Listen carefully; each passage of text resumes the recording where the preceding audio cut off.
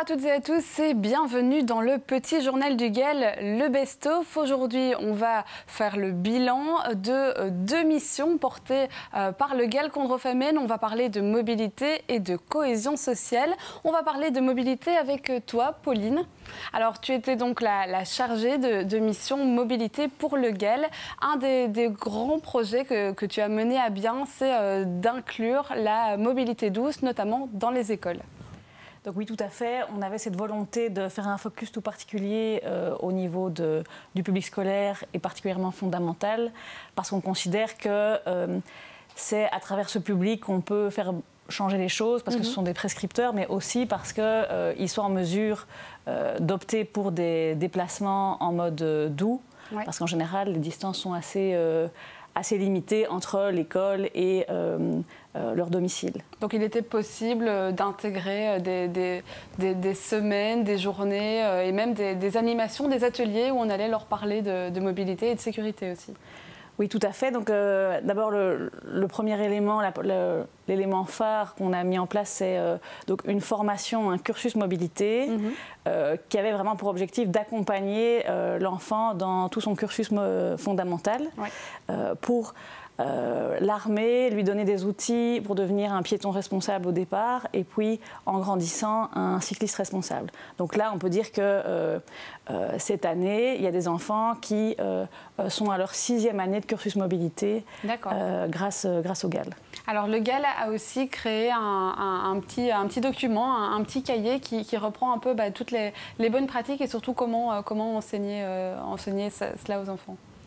Oui, donc étant donné qu'on est dans ce contexte de fin de programmation du GAL, on a eu la volonté, avec 3 autres GAL, de compiler toutes les actions et les animations qu'on a menées, qu'on a créées pour le public scolaire, de manière à pouvoir le fournir aux équipes pédagogiques et qu'elles puissent prendre la continuité de ce genre d'animation, de pérenniser ces apprentissages.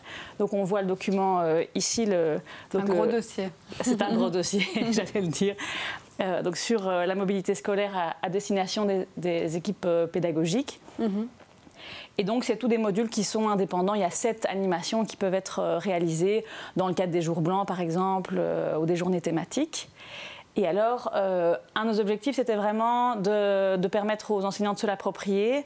C'est pour ça que, dans le cadre de la Semaine de la mobilité cette année, on a invité les écoles à participer à une des animations, c'est le fabuleux défi mobilité des écoles. Quel était l'objectif? C'était d'essayer qu'un maximum d'élèves participent et se rendent à l'école à pied ou à vélo? Oui, donc tout à fait. Donc, on voulait vraiment surfer sur la semaine de la mobilité, donc un moment clé par rapport à la sensibilisation du public. Et donc, on invitait pendant 3 semaines les enfants, donc les élèves, à opter pour une mobilité plus douce pour se rendre à l'école. Donc, il y avait tout un système de comptage. Donc, ça a duré 3 semaines. Il y avait 25 écoles, plus ou moins 1300 élèves. D'accord. Et donc, ils recevaient des jetons, il y avait un dispositif ludique et donc ils mettaient leurs jetons dans les tubes en fonction du mode de déplacement qu'ils avaient choisi en mobilité plus douce. Donc c'était les vélos et la marche à pied, mais également mettre en avant le fait de covoiturer ou d'opter pour les transports publics ou du moins les transports scolaires. Avec l'idée qu'au final, ce petit jeu devienne peut-être une habitude et soit aussi compris par les parents qui ont, je pense, pendant ce grand défi, ont participé aussi à ce jeu, se sont pris au jeu. Donc clairement, en tout cas, ils se sont pris au jeu. Les enfants étaient clairement les prescripteurs, mais eux aussi ont participé. Ça a duré 3 semaines et il y avait aussi cette volonté de partager les résultats chaque semaine pour garder le challenge, etc.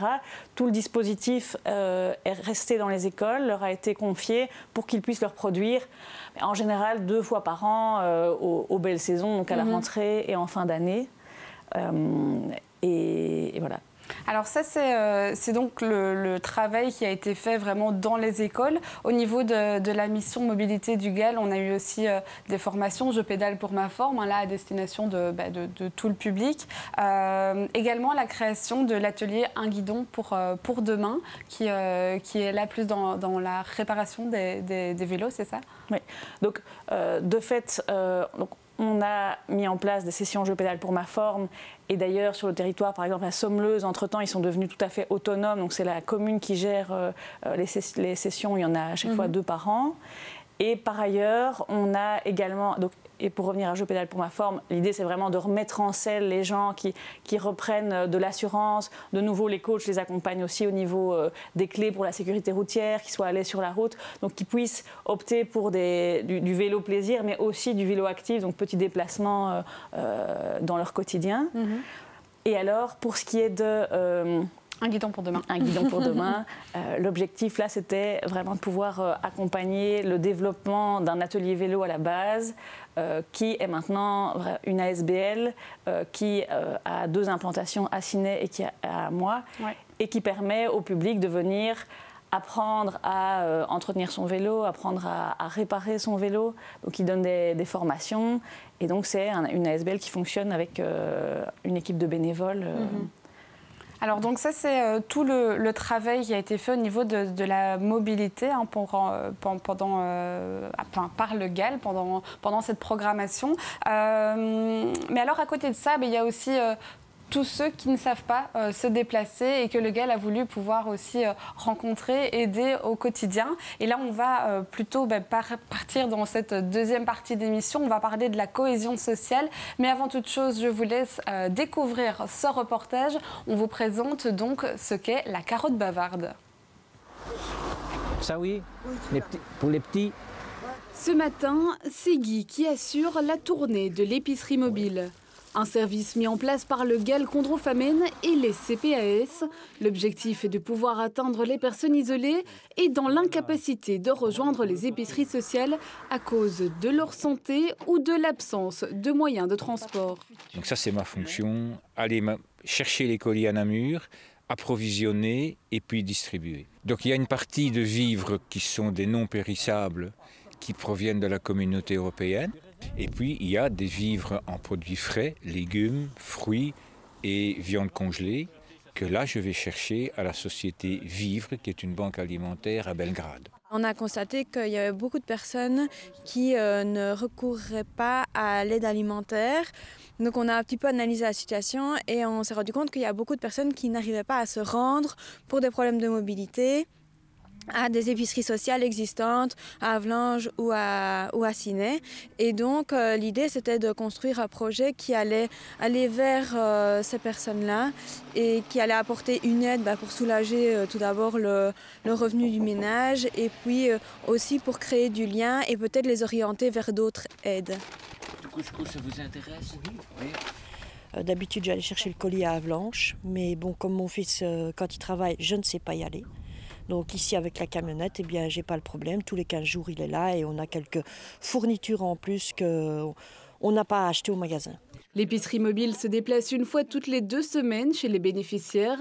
Le service coûte 2,50 €. En général, c'est des aliments de base. Et alors, parfois, il y a de la viande, du poisson.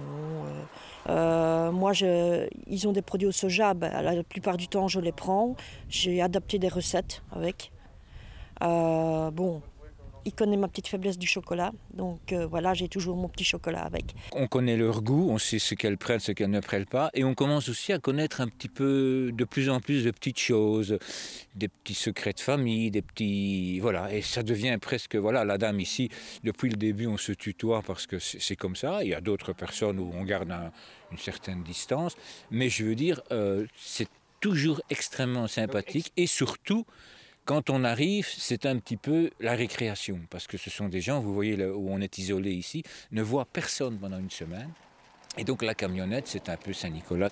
C'est quoi ça? Du chocolat. Du chocolat. Les personnes des communes de Ciney, à Moix et Avlanches qui souhaiteraient voir arriver chez elles l'épicerie mobile sont invitées à contacter le GAL ou le CPAS de leur commune. L'épicerie mobile est également à la recherche de bénévoles. On va parler de cette épicerie sociale, donc la carotte bavarde avec toi Morgane. C'est toi qui es la responsable cohésion sociale pour le GAL Condrofamen. Alors l'installation de ce service, il répondait à une demande des CPAS ou peut-être même des citoyens ? Oui, donc au départ, on a organisé des réunions avec des acteurs de terrain, et notamment les CPS, mais aussi, par exemple, la Maison Croix-Rouge. Et ensemble, on a identifié les besoins. Et au départ, on a mis en place une épicerie sociale fixe à Havelange parce qu'on s'est rendu compte que l'offre en matière d'aide alimentaire sur le territoire n'était pas bien développée, surtout dans les plus petites communes. Et donc, on a commencé par ce point fixe. Et puis, avec les CPS et les autres partenaires, on a eu envie d'aller aussi vers les personnes qui, parce qu'ils n'ont pas de moyens de transport ou parce qu'ils ont des problèmes pour se déplacer. Enfin, ce sont des personnes parfois à mobilité réduite. On voulait aller vers ce public-là et le permettre d'avoir un accès à l'aide alimentaire. Alors, au-delà du service, donc effectivement de l'accès à l'aide alimentaire, c'est aussi un peu rompre l'isolement. On l'a vu avec ce bénévole. C'est une chouette visite au final que les bénéficiaires attendent. Oui, oui, tout à fait. Alors que ce soit pour le point fixe que pour le projet itinérant, on voulait vraiment que ce soit un projet convivial et passer par ce besoin fondamental qu'est l'alimentation pour répondre à d'autres besoins, dont le besoin de contact. Et donc on prend vraiment le temps d'accueillir les bénéficiaires ou d'aller vers les familles et prendre le temps de discuter, d'écouter leurs problèmes, leurs besoins et simplement leur faire passer un beau moment et oublier un petit peu les soucis du quotidien. Oui, donc ça c'est une des grandes missions de la cohésion sociale, c'est au final de rassembler tous les citoyens et ça a également été le cas via le projet Estia. Peut-être tu peux un peu nous en reparler? Oui, alors le projet Estia, on l'a lancé aussi avec la Maison Croix-Rouge contre Haute-Meuse en 2018. Donc Estia, c'est un concept de la Croix-Rouge de Belgique, mais qui n'était pas encore développé sur nos communes. Et donc, on a formé des bénévoles qui vont rendre des visites à des personnes plus âgées qui se sentent seules, que ce soit en maison de repos ou à domicile. Et donc là aussi, ça permet aux personnes, une fois toutes les 2 semaines, d'avoir de la compagnie et de pouvoir discuter aussi et passer un bon moment. La carotte bavarde, mais aussi le projet Estia, c'est des projets qui vont perdurer ici dans le temps, même après la programmation du GAL. Oui, tout à fait. Donc, on essaie toujours de travailler avec des partenaires parce qu'on sait que le GAL a une durée de programmation limitée. Et donc, voilà, on essaie toujours de concrétiser des partenariats et de permettre à nos partenaires de faire durer le projet. On a aussi recherché des appels à projets, des fonds qui vont permettre à ces structures d'assurer le projet financièrement à l'avenir. Que ce soit pour Estia ou pour la carotte bavarde, qui est-ce qu'on peut contacter si on est riverain et qu'on souhaite soit peut-être être bénévole, soit pouvoir bénéficier de ces services? Voilà, donc c'est la Maison Croix-Rouge contre Haute-Meuse qui reprend les 2 projets et donc c'est vers eux qu'il faut se tourner pour demander un passage de la carotte bavarde ou pour demander le passage d'un bénévole pour passer un moment convivial. Super, merci beaucoup Morgane et Pauline pour toutes ces informations, pour ce bilan au final de vos 2 missions. C'est la fin de cette émission, de cette petite partie du best-of du petit journal du GAL. On se retrouve la semaine prochaine pour un autre bilan.